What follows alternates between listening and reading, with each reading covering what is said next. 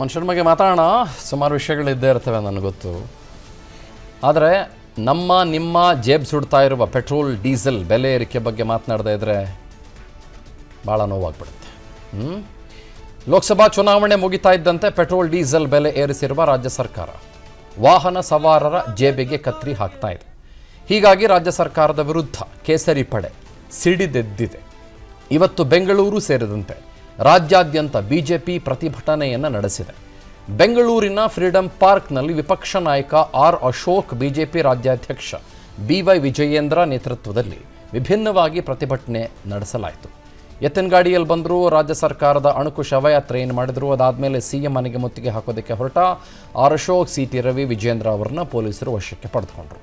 ಸರ್ಕಾರದ ವಿರುದ್ಧದ ಹೋರಾಟವನ್ನು ಮತ್ತಷ್ಟು ತೀವ್ರಗೊಳಿಸೋದಕ್ಕೆ ಬಿಜೆಪಿ ಮುಂದಾಗ್ತಾ ಇದೆ. ಮುಂದಿನ ಗುರುವಾರ ರಾಜ್ಯಾದ್ಯಂತ ರಸ್ತೆ ತಡೆ ನಡೆಸುವುದಕ್ಕೆ ತೀರ್ಮಾನಿಸಿದೆ.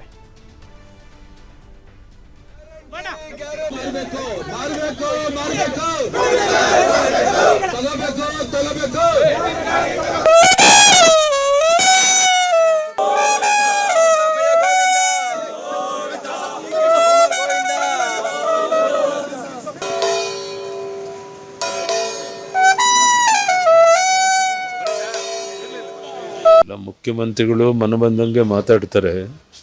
ಇಂಥ ಕಷ್ಟದ ಕಾಲದಲ್ಲಿ ಪೆಟ್ರೋಲ್ ಡೀಸೆಲ್ ಇಷ್ಟು ಜಾಸ್ತಿ ಮಾಡೋದ್ರಿಂದ ಕೇವಲ ವಾಹನಗಳಿಗೆ ಮಾತ್ರ ಅಲ್ಲ, ಎಲ್ಲ ಅಗತ್ಯ ವಸ್ತುಗಳ ಬೆಲೆ ಗಗನಕ್ಕೆ ಇರುತ್ತೆ. ಜನ ಬದುಕೋದು ಕಷ್ಟ ಆಗುತ್ತೆ. ಇಂಥ ಸಂದರ್ಭದಲ್ಲಿ ಈ ರೀತಿ ಡೀಸೆಲ್ ಪೆಟ್ರೋಲ್ ದರವನ್ನು ಜಾಸ್ತಿ ಮಾಡಿ ಅವರು ಯಾವುದೋ ತೀಟೆ ತೀರಿಸ್ಕೊಳ್ಳೋಕ್ಕೋಸ್ಕರ ಈ ಥರ ಮಾಡಿರುವಂಥದ್ದು ಅಕ್ಷಮ್ಯ ಅಪರಾಧ. ಮುಂದೆನೂ ಕೂಡ ಬರುವಂಥ ಗುರುವಾರ ಶುಕ್ರವಾರ ಕೂಡ ಮತ್ತೊಂದು ಹಂತದ ಹೋರಾಟವನ್ನು ಕೂಡ ಕೈಗೆತ್ತಿಕೊಳ್ತೇವೆ. ಯಾವುದೇ ಕಾರಣಕ್ಕೂ ರಾಜ್ಯ ಸರ್ಕಾರದ ಈ ಧೋರಣೆಯನ್ನು ನಾವು ಖಂಡಿಸ್ತೇವೆ ಮತ್ತು ಇಲ್ಲಿಗೆ ನಾವು ಸುಮ್ಮನೆ ಕೂರ್ತಕ್ಕಂಥ ಪ್ರಶ್ನೆ ಇಲ್ಲ. ಮಾನ್ಯ ಮುಖ್ಯಮಂತ್ರಿಗಳ ಹೇಳಿಕೆ ನಾನು ಗಮನಿಸ್ತಾ ಇದ್ದೆ. ಪಕ್ಕದ ರಾಜ್ಯಗಳಲ್ಲಿ ಇದು ನಮ್ಮ ರಾಜ್ಯದಕ್ಕಿಂತ ದರ ಜಾಸ್ತಿ ಇದೆ ಅಂತಕ್ಕಂಥದ್ದು. ಆದರೆ ಅದನ್ನು ಆಧಾರವಾಗಿ ಇಟ್ಕೊಂಡು ಈ ರೀತಿ ರಾಜ್ಯದ ಜನರ ಮೇಲೆ ಬರೆ ಎಳಿತೇವೆ ಅಂತ ಹೇಳಿದ್ರೆ ಇದು ಅಕ್ಷಮ್ಯ ಅಪರಾಧ. ಇದು ಯಾರ್ದು ಎರಡು ನಾಲಿಗೆ, ಯಾರು ಎರಡು ನಾಲಿಗೆ? ಈಗ ನುಂಗಣ್ಣ ಯಾರು? ನುಂಗಣ್ಣ ಯಾರು? ನುಂಗಣ್ಣ ಯಾರು? ಸಿದ್ದರಾಮಣ್ಣ ನುಂಗಣ್ಣ. CT ರವಿ ಬೇರೆ ಹೆಸರು ಹೇಳಿದ್ರು, ಬೇಡ, ಅದು ವರ್ಕೌಟ್ ಆಗಲ್ಲ. ನುಂಗಣ್ಣ, ಸಿದ್ದರಾಮಣ್ಣ, ನುಂಗಣ್ಣ ಕರೆಕ್ಟ್ ಆಗಿ ಮ್ಯಾಚ್ ಆಗ್ತದೆ. ಈಗ ಮೊನ್ನೆ ಒಂದು ವಿಕೆಟ್ ಬಿದ್ದೈತೆ. ಯಾರ್ದು ಎರಡು? ಇನ್ನು ಬಿಜೆಪಿಯ ಪ್ರತಿಭಟನೆಗೆ ಮುಖ್ಯಮಂತ್ರಿ ಸಿದ್ದರಾಮಯ್ಯ ಕೌಂಟರ್ ಕೊಟ್ಟಿದ್ದಾರೆ. ಮೋದಿ ಅವಧಿಯಲ್ಲಿ ಪೆಟ್ರೋಲ್ ಡೀಸೆಲ್ ಬೆಲೆ ಹೆಚ್ಚಳವಾಗಿದೆ, ಹೀಗಾಗಿ ಬಿಜೆಪಿಯವರು ಯಾರ ವಿರುದ್ಧ ಫೈಟ್ ಮಾಡಬೇಕು ಅಂತ CM ಪ್ರಶ್ನಿಸಿದ್ದಾರೆ. ಬರ ಪರಿಹಾರಕ್ಕಾಗಿ ನಾವು ಸುಪ್ರೀಂ ಕೋರ್ಟ್ಗೆ ಹೋಗಬೇಕಾಯಿತು, ನಮಗೆ ಅಕ್ಕಿಯನ್ನು ಕೇಂದ್ರದವರು ಕೊಡಲಿಲ್ಲ, ಆಗ ಹೋರಾಟ ಮಾಡದ ಬಿಜೆಪಿ ನಾಯಕರಿಂದ ನಾವು ಪಾಠ ಕಲಿಬೇಕಾ ಅಂತ ಕಿಡಿಕಾರಿದ್ರು. ಇನ್ನು CM ಅಷ್ಟೇ ಅಲ್ಲ, ಸಚಿವರು ಕೂಡ ಬೆಲೆ ಏರಿಕೆಯನ್ನ ಸಮರ್ಥಿಸಿಕೊಂಡಿದ್ದಾರೆ. 82.35 ಡಾಲರ್ ಒಂದು ಬ್ಯಾರೆಲ್ಗೆ. ಆಗೆಷ್ಟಿತ್ತು? 113 ಚಿಲ್ಲರೆ ಡಾಲರ್ ಇತ್ತು ಮನಮೋಹನ್ ಸಿಂಗ್ ಇರುವಾಗ. ಇವ್ರ ಕಾಲದಲ್ಲಿ ಕಡಿಮೆ ಆಯ್ತು. ಪೆಟ್ರೋಲ್ ಬೆಲೆ ಮಾತ್ರ ಜಾಸ್ತಿ ಆಯ್ತು, ಕ್ರೂಡ್ ಆಯಿಲ್ ಬೆಲೆ ಕಡಿಮೆ ಆಯ್ತು. ಇವರು ನಮಗೆ ಪಾಠ ಹೇಳ್ಕೊಡ್ತಾರ. ನಾವು ಬರಗಾಲದ ಬಗ್ಗೆ ಪರಿಹಾರ ತಗೋಬೇಕಾದ್ರೆ ಕೋರ್ಟ್ಗೆ ಹೋಗ್ಬೇಕಾ ಬಂತು. ನಾವು ಕೋರ್ಟ್ಗೆ ಹೋಗಿ ಕೋರ್ಟ್ನವರು ಡೈರೆಕ್ಷನ್ ಕೊಟ್ಟ ಮೇಲೆ 3,454 ಕೋಟಿ ಕೊಟ್ಟರು. ಜಾಸ್ತಿ ಮಾಡಿದ್ದೇವೆ ನಿಜ, ಆದ್ರೆ ಪಕ್ಕದ ರಾಜ್ಯಗಳಿಗೆ ಬಹಳ ದಿವಸದಿಂದ ನಮ್ಮ ರಾಜ್ಯದಲ್ಲಿ ಬಹಳ ಕಡಿಮೆ ಇದೆ. ನಾವು ಜಾಸ್ತಿ ಮಾಡಕ್ ಹೋಗಿರ್ಲಿಲ್ಲ, ಹಿಂದೆನೂ ಮಾಡಿಲ್ಲ, ಈಗನೂ ಕೂಡ ನಾವು ಮಾಡಿರ್ಲಿಲ್ಲ. ಆದ್ರೆ ಈ ಕಂಪ್ಯಾರಿಟಿವ್ ಇದು ನೋಡ್ಕೊಂಡಾಗ ನಮ್ದು ಬಹಳ ಕಡಿಮೆ, ಈಗಲೂ ಕಡಿಮೆ ಇದೆ. ಇಷ್ಟು ಜಾಸ್ತಿ ಮಾಡಿ ನಾವು ₹3 ಜಾಸ್ತಿ ಮಾಡಿದ್ರು ಕೂಡ ಈಗಲೂ ಕೂಡ ನೆರೆ ರಾಜ್ಯದ ಅವರಿಗೆ ಕಂಪೇರ್ ಮಾಡಿದ್ರೆ ಕಡಿಮೆನೇ ಇದೆ. ಅದಕ್ಕೆ ಬಿಜೆಪಿ ರೂಲ್ ಸ್ಟೇಟ್ಸ್ ನಲ್ಲಿ ₹110 ತನಕ ಪ್ರತಿ ಲೀಟರ್ ಹೋಗಿದೆ. ಅದ್ರ ಬಗ್ಗೆ ಯಾಕೆ ಮಾತಾಡ್ತಾ ಇಲ್ಲ? ಈಗ ಇವರು ಬೆಲೆ ಏರಿಕೆ ಮಾಡಿದಾಗ ದೇಶ ಕಟ್ಟಲಿಕ್ಕೆ ದುಡ್ಡು ಅವಶ್ಯಕತೆ ಇದೆ ಅಂತ ಹೇಳ್ಬಿಟ್ಟು ಇವ್ರು ನಮಗೆ ವಾದ ಮಂಡಿಸ್ತಾರೆ. ನಾವು ಬೆಲೆ ಏರಿಕೆ ಮಾಡಿದಾಗ ಅದನ್ನು ಬಹಳ ವರ್ಷದ ಆದ್ಮೇಲೆ ಅದು ಯಾರಿಗೋಸ್ಕರ ಹೋಗ್ತಾ ಇದೆ? ನೀವು ಮಾಡಿದಾಗ ದೇಶ ಕಟ್ಟಲಿಕ್ಕೆ, ನಾವು ಮಾಡಿದ್ರೆ ದೇಶ ಹಾಳಾಗುತ್ತಾ? ಇದ್ರ ಬಗ್ಗೆನೂ ಉತ್ತರ ಕೊಡ್ಲಿ ಅವರು. ಇದ್ರದ್ದು ಸಂಪೂರ್ಣವಾಗಿ ಏನ್ ಅಂಕಿಅಂಶಗಳಿದೆ ನಾಳೆ ನಾನು ಎಲ್ಲ ತಮ್ಮ ಮುಂದೆ ಇಡ್ತೀನಿ. ಬಿಜೆಪಿ ರೂಲ್ ಸರ್, ಈಗ ಕೇಂದ್ರ ಸರ್ಕಾರ ಬೆಲೆ ಏರಿಕೆ ಮಾಡಿದಾಗ ಇವರೇ ಪ್ರತಿಭಟನೆ ಮಾಡ್ತಾರೆ. ಅದೇ ಬೆಲೆ ಏರಿಕೆ ಇವ್ರು ಮಾಡಿದಾಗ ಬಿಜೆಪಿ ನಾಯಕರು ಪ್ರೊಟೆಸ್ಟ್ ಮಾಡಂಗಿಲ್ವ? ಈಗ ಜನ ಮಾಡಿದ್ದನ್ನೆಲ್ಲ ಒಪ್ಕೊಬೇಕು ಸರ್. ಈಗ ಬೇರೆ ರಾಜ್ಯದಲ್ಲಿ ಪೆಟ್ರೋಲ್ ಬೆಲೆ ಜಾಸ್ತಿ ಇದೆ ಅಂತ ನಾವು ಕಟ್ಟಬೇಕಾಗಿದ್ರೆ? ವೆರಿ ವ್ಯಾಲಿಡ್ ಕ್ವೆಶನ್ ಪ್ರತಿಭಾ ಅವರೇ. ಮೊದಲಿಗೆ ಇದರ ಬಗ್ಗೆ ನಾವು ಒಂದು ಸಣ್ಣ ಸಿನಾಪ್ಸಿಸ್ ತಗೊಳ್ಳೋಣ. ಈಗ ಒಂದು ಬ್ಯಾರಲ್ ಕ್ರೂಡ್ ಆಯಿಲ್ ಅಂದರೆ ಸರಿಸುಮಾರು 150 ಲೀಟರ್ ಅಂತ, 149 ಲೀಟರ್ ಅಂತ ಹೇಳ್ತಾರೆ, ಅಥವಾ 150 ಲೀಟರ್ ಅಂತ ನಾವು ನೀವು ಅಂದ್ಕೊಳ್ಳೋಣ. ಒಂದು ಬ್ಯಾರಲ್ ಕ್ರೂಡ್ ಆಯಿಲನ್ನು ಇಂಟರ್ನ್ಯಾಷನಲ್ ಕಂಪನಿಗಳು ಪರ್ಚೇಸ್ ಮಾಡ್ತವೆ. ಓಕೆ, 150 ಲೀಟರ್ಗೆ ಇವತ್ತು ಭಾರತದ ದುಡ್ಡಿನ ಪ್ರಕಾರ 8,500 ರೂಪಾಯಿ ಇದೆ. ಓಕೆ, ಎಷ್ಟು? 8,500 ರೂಪಾಯಿ ಇದೆ. ನೀವು ಕ್ರೂಡ್ ಆಯಿಲಿಂದ ರಿಫೈನ್ಮೆಂಟ್ ಮಾಡಿ ಪೆಟ್ರೋಲ್ ಮತ್ತು ಡೀಸೆಲ್, ಪೆಟ್ರೋಲಿಯಂ ಜೆಲ್ಲಿ, ಟಾರ್ ಹಾಗೂ ಇನ್ನಿತರ ಬೈ ಪ್ರಾಡಕ್ಟ್ಗಳನ್ನು ನೀವು ತೆಗಿಬೇಕಾಗತ್ತೆ. That is called as deriving or refinement ಅಂತ. ಪೆಟ್ರೋಲೇ ಬೇರೆ ಬರುತ್ತೆ ನಿಮಗೆ, ಡೀಸೆಲ್ಲೇ ಬೇರೆ ಬರುತ್ತೆ. Diesel is a hard oil, petrol is considered to be a soft oil. Tar ಬರುತ್ತೆ, ಪೆಟ್ರೋಲಿಯಂ ಜೆಲ್ಲಿ ಬರುತ್ತೆ, ನಾವೆಲ್ಲ ಹಚ್ಕೊಳ್ತೀವಲ್ಲ ವ್ಯಾಸ್ಲಿನ್ ಅದು ಇದು ಅಂತೆಲ್ಲ ಹಚ್ಕೊಳ್ತೀವಲ್ಲ, ಅದೆಲ್ಲವೂ ಕೂಡ ಕ್ರೂಡ್ ಆಯಿಲ್ ಮೂಲಕವೇ ಬರುತ್ತೆ. ಗೊತ್ತಾಯ್ತಾ? ಸೊ ನಾವು 150 ಲೀಟರ್ನ ಕ್ರೂಡ್ ಆಯಿಲ್ಲು ನಾವು ಅದನ್ನು ಡಿವೈಡ್ ಮಾಡಿದ್ರೆ ಒಂದೊಂದು ಲೀಟ್ರಿಗೆ ಅಬ್ಬಬ್ಬ ಅಂದರೂ ಕೂಡ ನಮಗೆ ಭಾಳ ಕಡಿಮೆ ದುಡ್ಡು ಬಂದುಬಿಡುತ್ತೆ. ಬಟ್ ಇಲ್ಲಿ ಸಮಸ್ಯೆ ಏನಾಗೋದು ಅಂತಂದರೆ, ಕ್ರೂಡ್ ಆಯಿಲ್ಗೆ ನಾವು ಸರಿಸುಮಾರು ರೀತಿಯ ಬೇರೆ ಬೇರೆ ರೀತಿಯ ಟ್ಯಾಕ್ಸು ಮತ್ತು ಬೇರೆ ಬೇರೆ ರೀತಿಯ ದುಡ್ಡನ್ನು ಸೇರಿಸ್ತಾ ಹೋಗ್ತೀವಿ. ಹೇಗೆ? ಈಗ 1 ಲೀಟ್ರ್ ಕ್ರೂಡ್ ಆಯಿಲ್ ತಗೊಳ್ಳೋಣ, ನಾವು ಅದರಿಂದ ಪೆಟ್ರೋಲ್ ಡಿರೈವ್ ಮಾಡ್ತಿದ್ದೀವಿ ಅಥವಾ ಡೀಸೆಲ್ ಡಿರೈವ್ ಮಾಡ್ತಿದ್ದೀವಿ ಅಂತಂದರೆ ಫಸ್ಟ್ ಆ್ಯಂಡ್ ಫಾರ್ಮೋಸ್ಟ್ ನಮಗೆ ಅದಕ್ಕೆ ಇಂಪೋರ್ಟ್ ಟ್ಯಾಕ್ಸ್ ಬರುತ್ತೆ. ಯಾಕಂದರೆ ನಮ್ಮಲ್ಲೆಲ್ಲೂ ಕೂಡ ಕ್ರೂಡ್ ಆಯಿಲ್ ನಿಮಗೆ ಸಿಗಲ್ಲ. ನೀವು ತಗೊಳ್ಬೇಕು ಅಂತಂದರೆ ಸೌದಿ ಅರೇಬಿಯಾದಿಂದನೋ ಅಥವಾ ಕತಾರಿಂದನೋ ಅಥವಾ ಬೇರೆ ಯಾವುದು ಅರಬ್ ರಾಷ್ಟ್ರದಿಂದನೋ ಬೇರೆ ಬೇರೆ ಕಡೆಗಳಿಂದನೋ ನೀವು ತಗೊಳ್ಬೇಕಾಗುತ್ತೆ. ಅದನ್ನು ಅದಕ್ಕೆ ಇಂಪೋರ್ಟ್ ಟ್ಯಾಕ್ಸ್ ಅಂತ ಬೀಳುತ್ತೆ. ಇಂಪೋರ್ಟ್ ಟ್ಯಾಕ್ಸ್ ಆದ ನಂತರದಲ್ಲಿ ರಿಫೈನ್ಮೆಂಟ್ ಮಾಡೋದಕ್ಕೆ ನಮ್ಮ ಆಯಿಲ್ ಕಂಪ್ನಿಗಳಿಗೆ ಒಂದಿಷ್ಟು ದುಡ್ಡು ಅಂತ ಖರ್ಚಾಗತ್ತೆ. ಅದನ್ನು ಡಿರೈವ್ ಮಾಡಿದ್ಮೇಲೆ, ಪೆಟ್ರೋಲ್ ಡೀಸೆಲ್ ಎಲ್ಲ ಡಿರೈವ್ ಮಾಡಿದ್ಮೇಲೆ ಅದಕ್ಕೆ ಸೆಂಟ್ರಲ್ ಟ್ಯಾಕ್ಸ್ ಅಂತ ಬೀಳುತ್ತೆ. ಮತ್ತು ಟ್ರಾನ್ಸ್ಪೋರ್ಟೇಷನ್ ಮಾಡೋದಕ್ಕೆ ಒಂದಿಷ್ಟು ದುಡ್ಡು ಅಂತ ಬೀಳುತ್ತೆ. ನೀವೆಲ್ಲ ನೋಡ್ತಾ ಇರ್ತೀರಿ ಅಲ್ಲ, ಹೈವೇಲಿ ಹೋಗುವಾಗ ದೊಡ್ಡ ದೊಡ್ಡ ಆಯಿಲ್ ಟ್ಯಾಂಕರ್ಗಳು ಬೇರೆ ಬೇರೆ ಕಡೆಗಳಿಗೆ ಆಯಿಲ್ನ ಸಾಗಿಸ್ತಾ ಹೋಗ್ತಾ ಇರ್ತವೆ. ಸೊ ನೀವು ಅದನ್ನು ಗಮನಿಸ್ತೀರಿ. ರಾಜ್ಯದಿಂದ ರಾಜ್ಯಕ್ಕೆ, ಒಂದು ಜಾಗದಿಂದ ಮತ್ತೊಂದು ಜಾಗಕ್ಕೆ ಆಯಿಲ್ಲು, ಪೆಟ್ರೋಲು, ಡೀಸೆಲ್ಲು ಬೇರೆ ಬೇರೆ ಕಡೆಗಳಿಗೆ ಸ್ಥಳಾಂತರವಾಗಲೇಬೇಕಾಗತ್ತೆ ಅಥವಾ ಟ್ರಾನ್ಸ್ಪೋರ್ಟ್ ಆಗಲೇಬೇಕಾಗತ್ತೆ. ಸೊ ಅದಕ್ಕೊಂದಿಷ್ಟು ದುಡ್ಡು ಅಂತ ಬೀಳುತ್ತೆ. ಅದಾದ ನಂತರದಲ್ಲಿ ಅಲ್ಲಿಂದ ಇಲ್ಲಿಗೆ ಬಂದಾಗ ಅದಕ್ಕೆ ಸ್ಟೇಟ್ ಟ್ಯಾಕ್ಸ್ ಅಂತ ಬೀಳುತ್ತೆ. ಸ್ಟೇಟ್ ಟ್ಯಾಕ್ಸ್, ಸೆಂಟ್ರಲ್ ಟ್ಯಾಕ್ಸ್ ಒಂದು ಮತ್ತು ರಾಜ್ಯದ ಟ್ಯಾಕ್ಸ್ ಒಂದು, ರಾಜ್ಯದ ತೆರಿಗೆ ಒಂದು. ಅದು GST ಯಾವುದೂ ಅಲ್ಲ, ಅದಕ್ಕೆ ಸಪರೇಟ್ ಆದಂಥ ಇಂಧನದ ಟ್ಯಾಕ್ಸ್. ಅದು ಇವಾಗ ತತ್ಸುಮಾರು ಒಂದು 28%, 30-35% ಹತ್ತತ್ರ ಇದೆ. ಓಕೆ, ಅದು ಬಂದು ಬೀಳುತ್ತೆ. ಅದಾದ ನಂತರದಲ್ಲಿ ಆ ಪೆಟ್ರೋಲ್ ಅಥವಾ ಡೀಸೆಲ್ ಏನಿದೆ ಅದು ಆಯಿಲ್ ಪಂಪ್ ಮಾಲೀಕರ ಹತ್ರ ಹೋಗುತ್ತೆ. ಆಯಿಲ್ ಪಂಪ್ ಮಾಲೀಕರು ಏನು ನಮಗೇನು ಭೇಟಿ ಕೊಡ್ತಾರಾ? ಸರಿಸುಮಾರು 3ರಿಂದ 3.5 ರೂಪಾಯಿ ಅಥವಾ 4 ರೂಪಾಯಿ ತನಕ ಅದರ ಮೇಲೆ ಕಮಿಷನ್ ಇಟ್ಕೊಂಡು ನಮಗೆ ಕೊಡ್ತಾರೆ. ಓಕೆ, 1 ಲೀಟರ್ ಮೇಲೆ ಬೇಸಿಕ್ ಮಿನಿಮಮ್ ಅಂದರೂ ಕೂಡ 3 ರೂಪಾಯಿ ಅಥವಾ 3.5 ರೂಪಾಯಿ ಕಮಿಷನ್ನು ಪೆಟ್ರೋಲ್ ಪಂಪ್ ಮಾಲೀಕರಿಗೆ ನಿಮಗೆ ಸಿಕ್ಕೇ ಸಿಗುತ್ತೆ. ಹಾಗಾಗಿ ನೀವು ನೋಡುವಾಗ ಹೇಳ್ಬೋದು, ಸರ್ ಆ ಪೆಟ್ರೋಲ್ ಬಂಕಲ್ಲಿ 100 ರೂಪಾಯಿ 25 ಪೈಸಾ ಇದೆ, ಈ ಪೆಟ್ರೋಲ್ ಬಂಕಲ್ಲಿ 99 ರೂಪಾಯಿ 85 ಪೈಸಾ ಇದೆ. ನಾವಾಗಲೇ ಮಾತಾಡ್ತಾ ಇದ್ವಲ್ಲ, ಅದ್ಯಾವುದೋ ನಾಯಿರಾ ಪೆಟ್ರೋಲ್ ಬಂಕ್ ನೀವು ಹೇಳ್ತಾ ಇದ್ರಿ, ಅದರಲ್ಲಿ 100+ ಇದೆ. ಇನ್ನೊಂದು ಯಾವುದೋ ಇಂಡಿಯನ್ ಆಯಿಲ್ ಪೆಟ್ರೋಲ್ ಬಂಕ್ ಹೋದರೆ ನಮಗೆ ಆಲ್ಮೋಸ್ಟ್ 100 ಇದೆ, ಬಟ್ ಒಂದು 10 ಪೈಸಾ ಕಡಿಮೆ ಇದೆ. ಸೊ ಇದು ಇಟ್ಸ್ ಬಿಕಾಸ್ ಆಫ್ ಆ ಪೆಟ್ರೋಲ್ ಪಂಪ್ನವರು ಎಷ್ಟು ಇಟ್ಕೊಂಡಿದ್ದಾರೆ, ಮಾರ್ಜಿನ್ ಎಷ್ಟು ಇಟ್ಕೊಂಡಿದ್ದಾರೆ ಅನ್ನೋದ್ರ ಮೇಲೆ. ಬಟ್ ಅದಕ್ಕೂ ಕೂಡ ಒಂದಿಷ್ಟು ಸೈಂಟಿಫಿಕ್ ರೀಸನಿಂಗ್ ಇದೆ. ಹಾಗಂತ ಸಿಕ್ಕಾಪಟ್ಟೆ ಇಟ್ಕೊಳ್ಳೋಕ್ಕಾಗಲ್ಲ. 10 ರೂಪಾಯಿ ಇಟ್ಕೊಂಡ್ಬಿಡ್ತೀನಿ, 20 ರೂಪಾಯಿ ಇಟ್ಕೊಂಡ್ಬಿಡ್ತೀನಿ, ಹಾಗೆಲ್ಲ ಮಾಡೋಕ್ಕಾಗೋದಿಲ್ಲ. 4 ರೂಪಾಯಿ, ಮೇ ಬಿ 4.25 ರೂಪಾಯಿ, 5 ರೂಪಾಯಿ. ಇನ್ನು ಕೆಲವರು ಶಲ್ ಅಂತೆಲ್ಲ ಪೆಟ್ರೋಲ್ ಬರುತ್ತಲ್ಲ ನಿಮಗೆ, ಪವರು, ವಿ ಪವರು ಅದೆಲ್ಲ ಬರುತ್ತಲ್ಲ, ಅವ್ರು ಏನೇನೋ ಮಾಡಿ ನಾವು ಅದಕ್ಕೆ ಅಡಿಟಿವ್ಸ್ ಎಲ್ಲ ತುಂಬಿದ್ದೀವಿ, ಅದು ಮಾಡಿದ್ದೀವಿ, ಮತ್ತೊಂದು ತುಂಬಿದ್ದೀವಿ, ನಿಮ್ಮ ಇಂಜಿನ್ ತುಂಬ ಚೆನ್ನಾಗಿಡುತ್ತೆ ಅಂದ್ಬಿಟ್ಟು ಅವ್ರು ಎಷ್ಟು ಸಿಕ್ಕಾಪಟ್ಟೆ ತೊಗೊಂಡ್ಬಿಡ್ತಾರೆ. ಅವರು ಎಷ್ಟು ಅಂತ ನನಗೆ ಗೊತ್ತಿಲ್ಲ. Okay, what ever it may be. Okay, so ಅಲ್ಲಿಗೆ ಬರುವಾಗ ಅಷ್ಟೆಲ್ಲ ಸೇರಿಸಿ ಬರುವಾಗ ನಮಗೆ ನಿಮಗೆ ಪೆಟ್ರೋಲ್ ಅಥವಾ ಡೀಸೆಲ್ ದುಡ್ಡು 100 ದಾಟೋಗುತ್ತೆ. ಹೌದು. ಓಕೆ, ನಾನು ಯಾಕೆ ಇದನ್ನು ಹೇಳ್ತಾ ಇದ್ದೀನಿ ಅಂತಂದರೆ, ಇಲ್ಲಿ ಸೆಂಟ್ರಲ್ ಟ್ಯಾಕ್ಸ್ನ ನೀವು ತೆಗೆದಾಕ್ಬಿಟ್ರೆ ಆಲ್ಮೋಸ್ಟ್ ನಿಮಗೆ ಪೆಟ್ರೋಲ್ 70 ರೂಪಾಯಿ ಆಗೋಯ್ತು.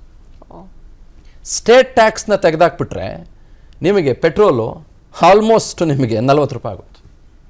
ಓಕೆ, ಇನ್ನು ಬೇರೆ ಬೇರೆ ಟ್ಯಾಕ್ಸ್ಗಳನ್ನು ತೆಗೆದುಹಾಕೋಕ್ಕಾಗಲ್ಲ. ನೀವು ಟ್ರಾನ್ಸ್ಪೋರ್ಟ್ ಟ್ಯಾಕ್ಸ್ ತೆಗೆದಾಕೋಕ್ಕಾಗಲ್ಲ, ರಿಫೈನ್ಮೆಂಟ್ ಚಾರ್ಜಸ್ ತೆಗೆದಾಕೋಕ್ಕಾಗಲ್ಲ, ಇಂಪೋರ್ಟ್ ಟ್ಯಾಕ್ಸ್ ತೆಗೆದಾಕೋಕ್ಕಾಗಲ್ಲ, ಇಂಪೋರ್ಟ್ ಮಾಡ್ಕೊಳ್ಳೇಬೇಕ್ರಿ. ನೀವು ಸೆಂಟ್ರಲ್ ಟ್ಯಾಕ್ಸು ಮತ್ತು ಸ್ಟೇಟ್ ಟ್ಯಾಕ್ಸು ಎರಡನ್ನೂ ತೆಗೆದೇ ಹಾಕ್ಬಿಡಿ, ಸುಮ್ಮನೆ ತೆಗೆದಾಕೋಕ್ಕಾಗಲ್ಲ. ಸುಮ್ಮನೆ for the matter of it ನಾನು ಮಾತಾಡ್ತಾ ಇದ್ದೀನಿ. ನಿಮಗೆ 35 ರೂಪಾಯಿಂದ 40 ರೂಪಾಯಿ ಕೊಡಬೇಕು ಪೆಟ್ರೋಲ್, ಕೊಡಲ್ಲ. ಯಾಕೆ ಅಂತಂದರೆ ಟ್ಯಾಕ್ಸ್ಗಳೇ ಬಹಳ ದೊಡ್ಡ ಮಟ್ಟದಲ್ಲಿ ರಾಜ್ಯ ಸರ್ಕಾರದ ಮತ್ತು ಕೇಂದ್ರ ಸರ್ಕಾರದ ಬೊಕ್ಕಸವನ್ನು ತುಂಬಿಸೋದು. So for the matter of fact, ಇವಾಗ ಈ ರಾಜ್ಯ ಸರ್ಕಾರ ತೆಗೆದುಕೊಂಡಿರುವ ನಿಲುವಿನ ಬಗ್ಗೆ ನಾನು ಬರ್ತೇನೆ. ಇವಾಗ ನೋಡಿ, ನಮ್ಮ ರಾಜ್ಯಕ್ಕೆ ಆದಾಯದ ಮೂಲಗಳು ಬಂದು ಟ್ಯಾಕ್ಸೇಷನ್ ಮೊದಲಿಗೆ, ಅದರಲ್ಲಿ GST ಕೂಡ ಸೇರ್ಕೊಳ್ಳುತ್ತೆ, ಬೇರೆ ಬೇರೆ ಕಮರ್ಷಿಯಲ್ ಟ್ಯಾಕ್ಸಸ್ಸು, ಮತ್ತೊಂದು ಮಗದೊಂದು ಎಲ್ಲ ಕೂಡ ಸೇರ್ಕೊಳ್ಳುತ್ತೆ. ಇವರು ಈ ಸಲ 1,09,000 ಕೋಟಿ ರೂಪಾಯಿ ಟಾರ್ಗೆಟ್ ಇಟ್ಕೊಂಡಿದ್ರು. ನಮಗೆ ಈ ಫೈನಾನ್ಷಿಯಲ್ ಇಯರಲ್ಲಿ ಇಷ್ಟು ಕಮರ್ಷಿಯಲ್ ಟ್ಯಾಕ್ಸಸ್ ಬೇಕು ಅಂತ ಇವರು ಇಟ್ಕೊಂಡಿದ್ರು.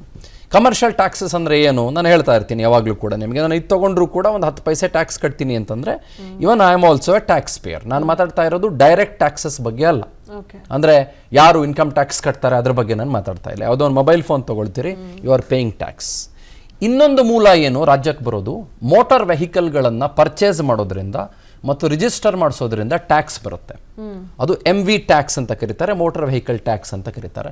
ಅದು ಒಂದು 11-12 ಸಾವಿರ ಕೋಟಿ ರೂಪಾಯಿ ಬರುತ್ತೆ ಒಂದು ಸರ್ಕಾರಕ್ಕೆ. ಅದಾದಮೇಲೆ ಸ್ಟ್ಯಾಂಪ್ಸ್ ಮತ್ತು ಡ್ಯೂಟೀಸ್, ನೋಂದಣಿ ಶುಲ್ಕ, ಮುದ್ರಾಂಕ ಶುಲ್ಕ ಅಂತ ಏನು ಕರಿತೀವಿ, ಅದೊಂದಿಷ್ಟು ಒಂದು 15-16 ಸಾವಿರ 20 ಸಾವಿರ ಕೋಟಿ ರೂಪಾಯಿ ಟಾರ್ಗೆಟ್ ಇಟ್ಕೊಂಡಿರ್ತಾರೆ. ಅಷ್ಟು ದುಡ್ಡು ಇವರಿಗೆ ಬರುತ್ತೆ. ಮತ್ತು ಇವರಿಗೆ ರಾಯಧನ ಅಂತ ಬರುತ್ತೆ. ಅಂದರೆ ಜಿಯಾಲಜಿ ಏನು ರಾಯಧನ, ಈ ಮೈನಿಂಗ್ ಮಾಡೋದ್ರಿಂದ ಮತ್ತು ಬೇರೆ ಬೇರೆ ಕಡೆಗಳಿಂದ ಐರನ್ ಓರ್ಗಳು, ಅಲ್ಯೂಮಿನಿಯಂಗಳು ಎಲ್ಲವನ್ನೂ ಕೂಡ ತೆಗಿತಾರಲ್ಲ, ಸೊ ಅವರು ರಾಯಧನವನ್ನು ಕೊಡಬೇಕಾಗತ್ತೆ ಸರ್ಕಾರಕ್ಕೆ.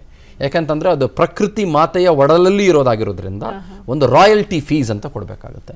ಆ ರಾಯಲ್ಟಿ ಫೀಸ್ ಬಂದು ಒಂದು 5,000 ಕೋಟಿಯಿಂದ 7,000 ಕೋಟಿ ರೂಪಾಯಿ ಅಷ್ಟು ದುಡ್ಡು ಬರುತ್ತೆ ಅವ್ರಿಗೆ. ಓಕೆ, ಇಷ್ಟೆಲ್ಲ ವಿಷಯ. ಈಗ ಇವರು 3,000 ರೂಪಾಯಿ ಜಾಸ್ತಿ ಮಾಡಿದ್ದಾರೆ. 3,000 ರೂಪಾಯಿ ಜಾಸ್ತಿ ಮಾಡಿದ್ದಾರೆ ಅಂತಂದರೆ ಎಷ್ಟು ಬಂದುಬಿಡ್ಬೋದು ಒಂದು ಸರ್ಕಾರಕ್ಕೆ ಒಂದು ವರ್ಷಕ್ಕೆ?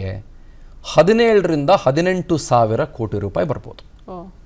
Maximum is 17,000 to 18,000 crore rupees ಜಾಸ್ತಿ ದುಡ್ಡು ಬರಬಹುದು.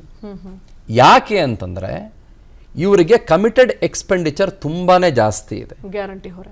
ಗ್ಯಾರಂಟಿ ಹೊರೆ ಒಂದು ಭಾಗ, committed expenditure for any government. ಏನು ಅದು ಕಮಿಟೆಡ್ ಎಕ್ಸ್ಪೆಂಡಿಚರ್ ಅಂತಂದರೆ ನಾನು ಭಾಳ ಸಲ ಮಾತಾಡ್ತಾ ಇದ್ದೆ. 3,27,000 ಕೋಟಿ ರೂಪಾಯಿನ ಬಜೆಟ್ನಲ್ಲಿ ಇವರಿಗೆ ಕಮಿಟೆಡ್ ಎಕ್ಸ್ಪೆಂಡಿಚರು, ನೀವು ಸಾಲಕ್ಕೆ ಇಂಟ್ರೆಸ್ಟ್ ಕಟ್ಟಬೇಕು ಮತ್ತು ನೀವು ಬೇರೆ ಬೇರೆ ರೀತಿಯ ವೃದ್ಧಾಪ್ಯ ಯೋಜನೆಯ ಸ್ಕೀಮ್ಗಳಿಗೆ ದುಡ್ಡು ಕೊಡಬೇಕು. ಗೌರ್ಮೆಂಟ್ ಎಂಪ್ಲಾಯೀಸ್ಗೆ ನೀವು ಸಂಬಳ ಕೊಡಬೇಕು. ಸಂಬಳ ಸಾಲ ಅಲ್ಲ, ಸಂಬಳ ಕೊಡಬೇಕು. ಹಾಗೂ ಇನ್ನಿತರ ಕಮಿಟೆಡ್ ಎಕ್ಸ್ಪೆಂಡಿಚರ್ಗಳು ಇದ್ದೇ ಇರುತ್ತೆ ನಿಮಗೆ. ಅದೇ ನಿಮಗೆ ಸಿಕ್ಕಾಪಟ್ಟೆ ಆಗೋಗುತ್ತೆ.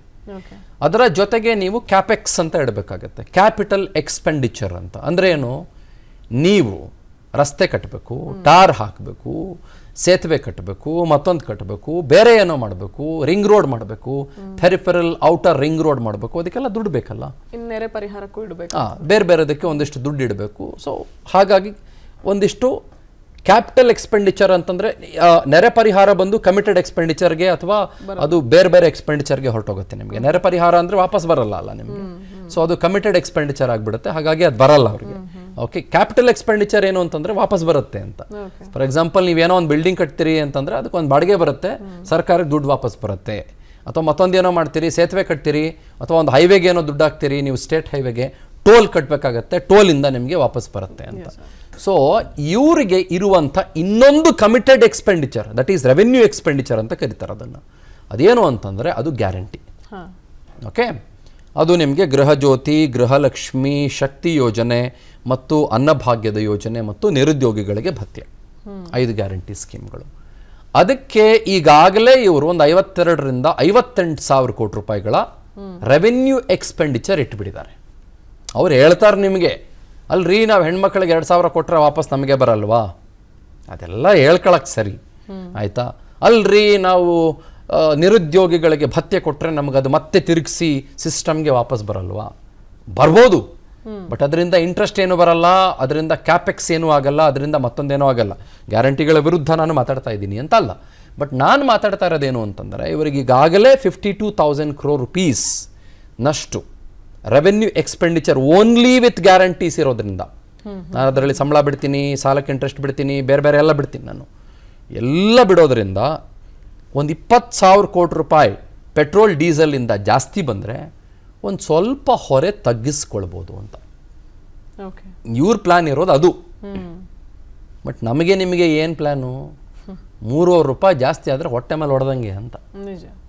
100 ರೂಪಾಯಿ ದಾಟ್ಬಿಟ್ರೆ ನಮಗೆ ಭಾಗ ಅಂತ ಸಿಟ್ಟು ಬಂದ್ಬಿಡ್ತದೆ ಅಂತ. ಸೊ ಆದರೆ ಸರ್ಕಾರಕ್ಕೇನೋ 3 ರೂಪಾಯಿ ತಾನೇ 1 ಲೀಟ್ರಿಗೆ ಅಂತ. But that amounts to nearly 18,000 crore rupees. 18,000 crore rupees ಆದಾಯ ತುಂಬ ದೊಡ್ಡ ಆದಾಯ ಅಲ್ಲ ಒಂದು ರಾಜ್ಯ ಸರ್ಕಾರಕ್ಕೆ. ಒಂದು ಹಂತಕ್ಕೆ ಓಕೆ ಅನ್ನಬಹುದಾದಂಥ ಆದಾಯ. ಇವರು ಈಗಾಗಲೇ ಲಿಕ್ಕರ್ ಮೇಲೆ ಜಾಸ್ತಿ ಮಾಡಿದ್ರು ದುಡ್ಡು. ನಿಮ್ಗೆ ಹೇಳ್ತೀನಿ ಕೇಳಿ, ಲಿಕ್ಕರ್ ಮೇಲೆ 18 ಸ್ಲ್ಯಾಬ್ಗಳಷ್ಟು ಟ್ಯಾಕ್ಸ್ ಇದ್ದಾವೆ, 18 ಸ್ಲ್ಯಾಬ್ಸ್ನಷ್ಟು ಟ್ಯಾಕ್ಸ್ ಇದೆ. ಮತ್ತು ಇವರು ಈಗಾಗಲೇ ಮುದ್ರಾಂಕ ಮತ್ತು ನೋಂದಣಿ ಶುಲ್ಕದ ದುಡ್ಡನ್ನು ಕೂಡ ಆಲ್ಮೋಸ್ಟ್ ಡಬಲ್ ಮಾಡಿಬಿಟ್ರು. ರಿಜಿಸ್ಟ್ರೇಷನ್ ಚಾರ್ಜಸ್ನ ಡಬಲ್ ಮಾಡಿಬಿಟ್ರು. ಕಾರಣ ಏನು ಅಂತಂದರೆ, ಒನ್ಸ್ ಅಗೇನ್ ಈ 58,000 crore rupees of revenue expenditure of guarantees ಇರೋದ್ರಿಂದ ಏನೋ ಮಾಡಿ ಹೊಂದಾಣಿಕೆ ಮಾಡಿಕೊಳ್ಳೇಬೇಕಾಗತ್ತೆ. ಒಂದು ಸಾಲ ಮಾಡಿಕೊಡ್ಬೇಕಾಗತ್ತೆ, ಇಲ್ಲ ಅಂತಂದರೆ ಜನರ ಮೇಲೆ ನೀವು ಹೊರೆ ಹಾಕಿಬಿಟ್ಟು ನೀವು ಗ್ಯಾರಂಟಿಗಳನ್ನು ಪೂರೈಸಬೇಕಾಗತ್ತೆ. ಜನಕ್ಕೂ ಕೂಡ ಇವಾಗ ಸ್ಪಷ್ಟವಾಗಿ ಗೊತ್ತಾಗೋಗಿದೆ. ಅಲ್ಲಿ ಯಾರೇ 2,000 ಇಸ್ಕೋಬೋದು ಪಾಪ, ಅಲ್ಲಿ ಪಾಪ ಒಬ್ಬ ನಿರುದ್ಯೋಗಿ ತನ್ನ ಭತ್ಯೆಯನ್ನು ಇಸ್ಕೊಳ್ಬೋದು. ಆದರೆ ಅವನು ಒಂದು 10 ಲೀಟ್ರ್ ಪೆಟ್ರೋಲ್ ಹಾಕ್ಸ್ಬೇಕಂದ್ರೆ 103 ರೂಪಾಯಿ 102 ರೂಪಾಯಿ ಕೊಡಬೇಕು. ಅಲ್ಲಿ ಗೃಹಲಕ್ಷ್ಮಿಯಲ್ಲಿ ಒಬ್ಬ ಹೆಣ್ಮಗಳಿಗೆ ಪಾಪ 2,000 ಬರ್ಬೋದು, ನಾನು ಇಲ್ಲ ಅಂತ ಅನ್ನೋದಿಲ್ಲ. ಆದರೆ ಅವ್ರ ಮನೆಯವರು ಯಾರೋ ಡೀಸೆಲ್ ಹಾಕ್ಸ್ಬೇಕು ಅಂತಂದರೆ ನಿಯರ್ಲಿ 100 ರೂಪೀಸ್ ಕೊಡಲೇಬೇಕು, ಹೌದಾ? ಅಥವಾ ನಿಯರ್ಲಿ ಇವಾಗ ಎಷ್ಟು ಜಾಸ್ತಿ ಆಗಿದೆ ಅಷ್ಟು ದುಡ್ಡು ಕೊಡಲೇಬೇಕು. ಪೆಟ್ರೋಲ್ ಹಾಕ್ಸ್ಬೇಕು ಅಂದರೆ 102, 103 ರೂಪಾಯಿ ಕೊಡಲೇಬೇಕು. ಸೊ ಜನಕ್ಕೆ ಇವಾಗ ಇದು ಏನಾಗಿದೆ ಅಂತಂದರೆ, it has become a cascading effect ಅಂತ. ಕ್ಯಾಸ್ಕೇಡಿಂಗ್ ಎಫೆಕ್ಟ್ ಅಂದರೆ ಏನು? ಈಗ 103 ರೂಪಾಯಿ ಪೆಟ್ರೋಲ್ ಆಯಿತು, 89 ರೂಪಾಯೋ 90 ರೂಪಾಯೋ ಡೀಸೆಲ್ ಆಯ್ತಲ್ವಾ? It amounts to the cascading effect. ಏನು? ಫಾರ್ ಎಕ್ಸಾಂಪಲ್ ನೋಡಿ, ಇದನ್ನು ಯಾರೋ ಒಬ್ಬ ಮ್ಯಾನುಫ್ಯಾಕ್ಚರ್ ಮಾಡೋ ಒಬ್ಬ ಕಂಪ್ನಿಯವನು ಇರ್ತಾನೆ. ಅವನು 100 ರೂಪಾಯಿ ಕೊಡ್ತಾ ಇದ್ದವನು ಪೆಟ್ರೋಲ್ಗೆ 103 ಕೊಡೋಕ್ಕೆ ಸ್ಟಾರ್ಟ್ ಮಾಡಿಕೊಡ್ತಾನೆ. ಅವನು ಏನು ಮಾಡ್ತಾನೆ, ಇದ್ರ ಬೆಲೆನ 1 ರೂಪಾಯಿ ಜಾಸ್ತಿ ಮಾಡ್ತಾನೆ. ಇದ್ರ ಬೆಲೆನ 1 ರೂಪಾಯಿ ಜಾಸ್ತಿ ಮಾಡಿದ್ರೆ ಇದನ್ನು ಟ್ರಾನ್ಸ್ಪೋರ್ಟ್ ಮಾಡೋನು ಮತ್ತೆ 50 ಪೈಸೆ ಜಾಸ್ತಿ ಮಾಡ್ಕೊಳ್ತಾನೆ. ಯಾಕಂದರೆ ಅವನಿಗೂ ಪೆಟ್ರೋಲ್ ಹೊರೆ ಬಿದ್ದಿರುತ್ತೆ. ಟ್ರಾನ್ಸ್ಪೋರ್ಟ್ ಮಾಡಿ ಬಂದು ಅಂಗಡಿಗೆ ಹಾಕೋನು, ನೀವು ನನಗೆ ಜಾಸ್ತಿ ದುಡ್ಡು ಕೊಡ್ತಾ ಇದ್ದೀರಿ, 50 ಪೈಸೆ ಜಾಸ್ತಿ ಮಾಡಿಬಿಟ್ಟಿದ್ದೀರಿ, ನಾನು 1 ರೂಪಾಯಿ ಜಾಸ್ತಿ ಮಾಡಿಬಿಡ್ತೀನಿ ಕಸ್ಟಮರ್ಸ್ಗೆ ಅಂದ್ಬಿಟ್ಟು ಕಸ್ಟಮರ್ಸ್ಗೆ, ಎಂಡ್ ಯೂಸರ್ಗೆ ಅಂದರೆ ನನಗೆ ನಿಮಗೆ 1 ರೂಪಾಯಿ ಜಾಸ್ತಿ ಮಾಡ್ತಾನೆ. ಸುಮ್ಮನೆ example, it's called as a cascading effect ಅಂತ. ನೀವು ಯಾವುದೇ ದುಡ್ಡು ಜಾಸ್ತಿ ಆದ್ರೂ ಎಲ್ಲೇ ನಿಮಗೆ ಪೆಟ್ರೋಲ್ ದುಡ್ಡು ಜಾಸ್ತಿ ಆಯಿತಾ, ಈಗ ಫಾರ್ ಎಕ್ಸಾಂಪಲ್, ಅದಕ್ಕೆ ಇನ್ನೂ ಸಿಂಪಲ್ ಎಕ್ಸಾಂಪಲ್, ಈಗ ಹಾಲಿನ ದರ ಜಾಸ್ತಿ ಆಯಿತು, ಹೋಟ್ಲಲ್ಲಿ ಕಾಫಿಗೆ 1 ರೂಪಾಯಿ ಜಾಸ್ತಿ ಕೊಡ್ತೀರಿ. ಯಾಕೆ? ಯಾಕಂದರೆ ಹೋಟ್ಲವ್ರು 1 ರೂಪಾಯಿ ಎಕ್ಸ್ಟ್ರಾ ಕೊಟ್ಟು ತೊಗೋಬೇಕಲ್ಲ, ಅದನ್ನು ಅವ್ರ ಸರಿದೂಗಿಸ್ಬೇಕಲ್ಲ. ಅವ್ರೇನು ಲಾಸ್ ಮಾಡ್ಕೊಂಡು ಕಾಫಿ ಕೊಡ್ತಾರೆ ನಿಮಗೆ? 12 ರೂಪಾಯಿ ಇರೋದು 13 ರೂಪಾಯಿ ಮಾಡ್ತಾರೆ, ಅಥವಾ 14 ಇರೋದು 15 ಮಾಡ್ತಾರೆ, 15 ಇರೋದು 16 ಮಾಡ್ತಾರೆ. ದೋಸೆ 50 ರೂಪಾಯಿ ಇರೋದು 60 ರೂಪಾಯಿ ಮಾಡ್ತಾರೆ. Because it's called as a cascading effect. ಈಗ ನಿಮಗೆ ಬೇರೆ ಬೇರೆ ಎಲ್ಲ ದುಡ್ಡು ಜಾಸ್ತಿ ಆಯಿತು. ಫಾರ್ ಎಕ್ಸಾಂಪಲ್, ನೀವು ನಾಳೆ ದೋಸೆ ಹಿಟ್ಟು ಮಾಡೋದಕ್ಕೆ ಬಳಸಬೇಕಾದಂಥ ಉದ್ದಿನ ಬೇಳೆಯ ಅಥವಾ ಅಕ್ಕಿಯ ದುಡ್ಡು ನಿಮಗೆ 2 ರೂಪಾಯಿ ಜಾಸ್ತಿ ಆಯಿತು, ಅಥವಾ 10 ರೂಪಾಯಿ ಜಾಸ್ತಿ ಆಯಿತು. ಅವಾಗ ಏನು ಮಾಡ್ತಾರೆ ಹೋಟ್ಲವರು? ಸಹಜವಾಗಿ ನಿಮಗೆ 50 ರೂಪಾಯಿ ಕೊಡ್ತಾ ಇದ್ದ ಮಸಾಲೆ ದೋಸೆಯನ್ನು 60 ರೂಪಾಯಿ ಮಾಡ್ತಾರೆ. So same it gets into the cascading format. ನಾಳೆ ನಿಮ್ಗೆ ಬೇರೆ ಎಲ್ಲ ಜಾಸ್ತಿ ಆಗುತ್ತೆ. ನಾಳೆ ನಿಮ್ಗೆ ಬೇರೆ ಏನೋ ಕೇಳಿದಾಗ ಜಾಸ್ತಿ ಅಂತಾರೆ, ಮತ್ತೊಂದೇನೋ ಕೇಳಿದಾಗ ಜಾಸ್ತಿ ಅಂತಾರೆ. ನಾಳೆ ನಂದಿನಿ ಹಾಲು ಕೇಳಿದಾಗ ನಾವೆಲ್ಲ ತುಂಬಿಸ್ಕೊಂಬರೋದು ಬೇಡವಾ, ನಮಗೆ ಪೆಟ್ರೋಲ್ 103 ರೂಪಾಯಿ ಕೊಡ್ತಾ ಇಲ್ವಾ ನಾವಿವಾಗ? ನಾವು ಮುಂಚೆ 90 ರೂಪಾಯಿ ಕೊಡ್ತಾ ಇದ್ವಿ. C 4 rupees 3 rupees might be on A lesser front ನಿಮಗೆ ತುಂಬ ಚಿಕ್ಕದು ಅಂತ ಅನ್ಸ್ಬೋದು.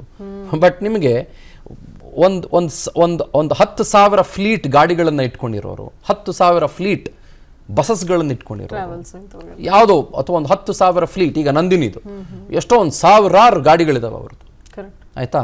ಈಗ ಅಥವಾ ವಿಜಯಾನಂದ್ ರೋಡ್ ಲೈನ್ಸ್ ಸಾವಿರಾರು ಗಾಡಿಗಳಿದ್ದಾವೆ ಅವ್ರದ್ದು, ಅಥವಾ ನಿಮಗೆ ಯಾವುದೋ ಒಂದು ಸುಗಮ ಬಸ್ ಟ್ರಾವೆಲ್ಸ್ ಸಾವಿರಾರು ಗಾಡಿಗಳಿದ್ದಾವೆ ಅವ್ರದ್ದು.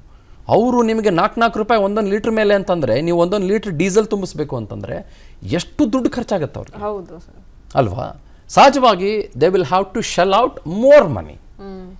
ಹಾಗಾಗಿ ನಿಮಗೆ ನಾಳೆ ಟಿಕೆಟ್ ದುಡ್ಡು ಜಾಸ್ತಿ ಆಗ್ಬೋದು, ಬಸ್ತು ಹೌದು, ಏನು ಬೇಕಾದರೂ ಆಗ್ಬೋದು. ಸೊ ಹಾಗಾಗಿ this cascading effect will keep on staying in the economy. But ನನಗನ್ಸುತ್ತೆ ಇವರು ಈ ಗ್ಯಾರಂಟಿ ದುಡ್ಡನ್ನು ಹೊಂದಾಣಿಕೆ ಮಾಡ್ಕೊಳ್ಳೋದಕ್ಕೆ ಜನಸಾಮಾನ್ಯರ ತಲೆ ಮೇಲೆ, ಬಡವರ ತಲೆ ಮೇಲೆ, ಅಮಾಯಕರ ತಲೆ ಮೇಲೆ, ಒಂದು 2 ವೀಲರ್ ಇಟ್ಕೊಂಡಿರೋರ ತಲೆ ಮೇಲೆ ಏನ್ರಿ ಎಲ್ಲರ ಹತ್ರನೂ ಎಲೆಕ್ಟ್ರಿಕ್ ವೆಹಿಕಲ್ಲೇ ಇದೆಯೇನ್ರಿ? ಎಲ್ಲರ ಹತ್ರನೂ ಓಲಾ ಎಲೆಕ್ಟ್ರಿಕ್ ಯಾವುದಾದ್ರು ಬರ್ತದಲ್ರಿ ಇದೇ ಕಂಪ್ನಿಗಳು, ಅದೇ ಇದೆಯೇನ್ರಿ? ಇಲ್ಲ ಅಲ್ವೇನ್ರಿ ಎಲ್ಲರ ಹತ್ರನೂ? ಈ ತತ್ಸುಮಾರು ನನ್ನ ಪ್ರಕಾರ ಒಂದು 70% ಜನರ ಹತ್ರ ಈಗಲೂ ಪೆಟ್ರೋಲ್ ಗಾಡಿಗಳೇ ಇದ್ದಾವೆ, ಅಥವಾ 80% ಜನರ ಹತ್ರ ಪೆಟ್ರೋಲ್ 2 ವೀಲರ್ಗಳೇ ಇದ್ದಾವೆ, ಆಯಿತಾ? ಸೊ ಹಾಗಾಗಿ this cascading effect will hit hard to the people. ನೋಡೋಣ, ಏನೋ ದುಡ್ಡೇನೋ ಒಂದು ಸ್ವಲ್ಪ ಸರಿದೂಗಿಸ್ಬೇಕು ಅಂತ ಮಾಡ್ಕೊಂಡಿದ್ದಾರೆ. ಬಟ್ ಒಂದು ಮಾತು ಹೇಳಿದರು 21ನಲ್ಲಿ, ಒಂದು ಟ್ವೀಟ್ ವೈರಲ್ ಆಗ್ತಾ ಇದೆ. ಸಿದ್ದರಾಮಯ್ಯನವರು ಹೇಳಿದ್ರು, BJP ಸರ್ಕಾರ ಜಾಸ್ತಿ ಮಾಡಿಬಿಡ್ದೆ, ನಾನೇನಾದರೂ ಬಂದರೆ ಮಿನಿಮಮ್ 10 ರೂಪಾಯಿ ಕಡಿಮೆ ಮಾಡ್ತೀನಿ ಅಂತ ಹೇಳಿದರು. 10 ರೂಪಾಯಿ ಕಡಿಮೆ ಮಾಡ್ತೀನಿ ಅಂತ ಹೇಳಿದರು. 10 ರೂಪಾಯಿ ಕಡಿಮೆ ಮಾಡೋದಿರಲಿ ಅತ್ಲಾಗೆ. ದಿಸ್ ಇಸ್ ಹ್ಯೂಜ್, ಭಾಳ ದುಡ್ಡು ಜಾಸ್ತಿ ಆಯ್ತು.